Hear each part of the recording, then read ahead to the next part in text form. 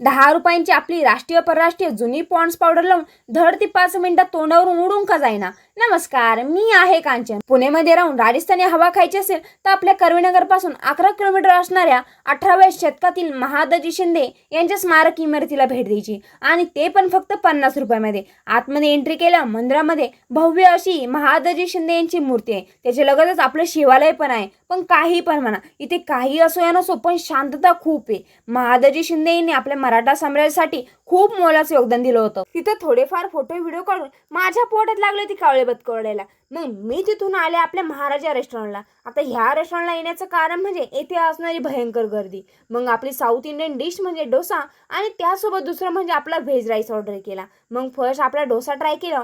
भाई त्याची चव म्हणजे चवच डायरेक्ट. मग सेकंड आपला व्हेज राईस. जसा राईस आपण घरी करतो ना, काहीच जास्त ॲडेड मसाले नव्हते, एकदम परफेक्ट. मग जेवण करून येते इम्प्रेस गार्डनला.